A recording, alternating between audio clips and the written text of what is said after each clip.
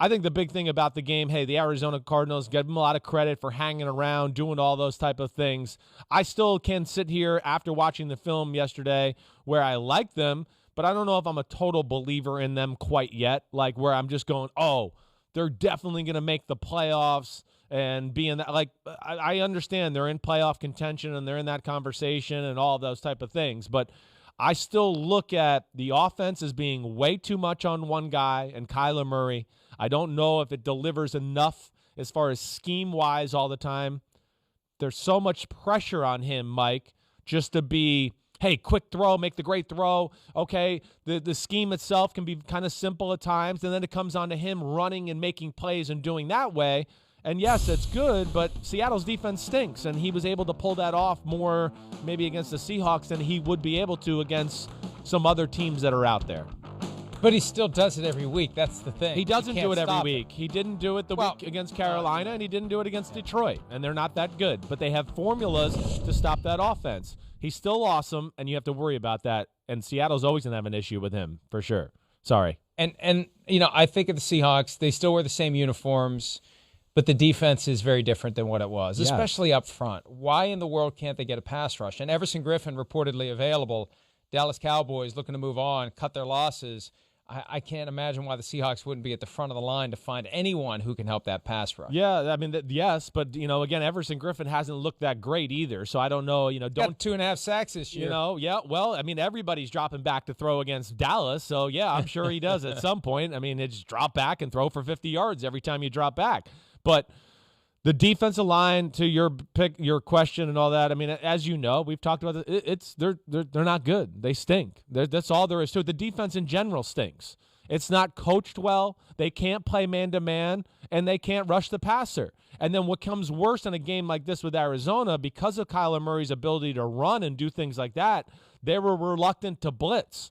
And they just played zones and try to rally to him and make the tackle so all their eyes are on him and all those things. But what he does is he wears you out. Like a Derrick Henry, like in the fourth quarter, Kyler Murray has the same effect, but it's more because you've been chasing this damn guy all over the field, and then the pass rush starts to wear out as the game goes along because you're always, oh, is he this way? Oh, is he that way? Oh, he's going that way. Let me chase him. And it exhausts defenses to where it's a very unique way that he wears them down because of his skill set.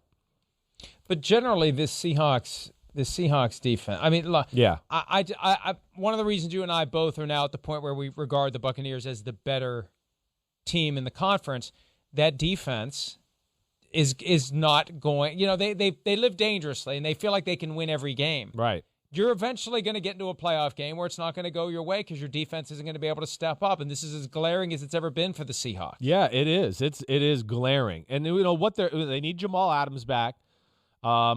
They've been relying on, our defense isn't good, but we'll make 2 or 3 plays just to give Russell Wilson an extra possession. And they did that in the game. I mean, they caused some issues. You know, DeAndre Hopkins fumble. They did intercept Kyler Murray, right? I mean, they were there. It was there to be had as far as that's concerned. And let's not forget this aspect again, too. You know, the Seahawks got the 2 worst penalties of the day called on them. It's 27-17. The Cardinals are backed up. It's 3rd and 5. They're down on their own, 12-yard line. He throws that ball over the middle. That's a bang-bang play, and they call unnecessary roughness on Bobby Wagner that Collinsworth and Terry McAulay didn't agree with. That was a huge moment because they're going to punt the ball to Seattle, who's going to get the ball around midfield, and they're up 10, and that's where Seattle thrives to go, okay, now we're up 17 or 13 or whatever it is. So that really killed them. And then let's not forget the jump over on the field goal call, like with Benson Mayowa. That was a huge call, the leverage call that ended up letting the Cardinals score the touchdown. So they had some moments of stopping them or doing that, but they got a little unlucky that way too. And, it felt at times like the Seahawks were just going to bust it wide open and the Cardinals would have no chance. One of the things that helped the Cardinals, 3 interceptions from Russell Wilson. Now, can you rank from most egregious to least egregious, the mistakes, the miscues from the guy who was the MVP favorite who may not be now? Well, yeah, I mean, there's a lot on him all the time too. I think that last one is probably takes the cake just because that was great defense by Vance Joseph. The last 4 plays of the game were all-out blitz, the DK Metcalf touchdown screen that got called back, and then Vance Joseph went to, let's show that all-out blitz that I did, and let's everybody drop. And Russell Wilson, they did this to him 2 or 3 times during the game. This was the last time, of course. And I guess he predetermined and thought they were blitzing, and he was going to dump it off. So that was a bad one. The interception in the end zone, of course, another bad one, where they're trying to run a quick play, and the Cardinals are not lined up properly. They mess up coverages. Budda Baker, I don't even think he's supposed to cover Chris Carson in the flat. And he makes that play. Russell Wilson thought he had a slam dunk touchdown. That's why he threw the ball. He was like, oh, he's so wide open. Let me just throw a little easy one. And then I would say the third one with DK Metcalf. Again, Vance Joseph, all-out blitz, forces Russell Wilson to run to the right.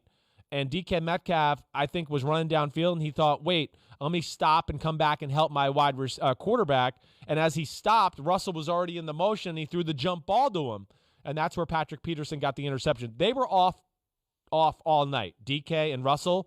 It was as off as I've seen them be in a game so far. What do you think caused that? I mean, you could look at it and say they didn't do enough to get DK Metcalf involved. Do you think that the Cardinals, after taking a closer look at it, specifically took away DK Metcalf? Well, I've got to give Patrick Peterson some credit. He did do a really good job. They matched him up on DK Metcalf a lot. The biggest thing is, I think, the first thing you said. It doesn't matter, man-to-man, whatever. You got to have some plays for DK Metcalf just to get the ball and get his beak wet a little, right? Just like get him going, get him in the game. That was unfair to him. And then the other thing is, I'm going to place the blame on Russell Wilson. I am. You can't let defenses play DK Metcalf man-to-man, one-on-one. There was a handful of plays where they're playing man-to-man on DK Metcalf, and Russell Wilson goes to the other side of the field, and you're going, whoa, DK Metcalf just blew by Patrick Peterson. It's a 50-yard touchdown if he throws it. Or, whoa, Patrick Peterson's 15 yards off. Just throw the 6-yard hitch route to DK Metcalf, and let's see if they could tackle him. So I really think that was more on Russell he's got to, I don't know, he usually always does it, reprogram his brain to just go, hey, if it's man-to-man, I'm throwing to him. Nobody can cover. My guy's better than your guy. I'm an awesome thrower. And I think sometimes that's all that needs to be done with those two. Yeah, and look, you can take away DK, and they still have Tyler Lockett, and at some point they're going to have Josh Gordon, although people are confused. I was talking to someone yesterday about this. What in the world's going on with Josh Gordon? He applied for reinstatement June 15, still waiting for a final decision from the NFL, but you put Gordon out there with those guys, and Greg Olsen still has the capacity to get it done. That offense can be very, very good. I just worry about the defense. Yes. And I worry about, a tough game, big game, division on the line, 1 seed on the line, whatever the case may be, with or without Jamal Adams. Because I think there's only so much Jamal Adams can do. Right. And he's got to be, especially after this loss, even more motivated to get back as soon as possible. And I hope he doesn't push it to the point where he's got that groin injury or just some sort of a nagging problem where he's not completely 100% all year long, Chris. No, that would be horrible because, like we're talking about, that it doesn't look like they're going to stop people. That's just not going to happen. Again, the talent's not good enough. The coaching's not good enough right now. There's too many mistakes that way. And yet they're relying on just, hey, Pete Carroll, Ken Norton Jr., let's hustle, let's be tough. And we'll cause a little chaos every now and then and make a play that way.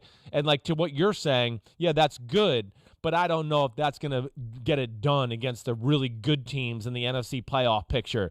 Are you going to be able to depend on Drew Brees or Tom Brady, and that team making a stupid mistake in the third or fourth quarter to do that? No, I wouldn't rely on that. So, yeah, I look at them and go, pass rusher, another corner, something like that to play man-to-man a little bit. They got to be looking in this trade market right now to improve their team. Hi, I'm Mike Tirico, and thanks for watching.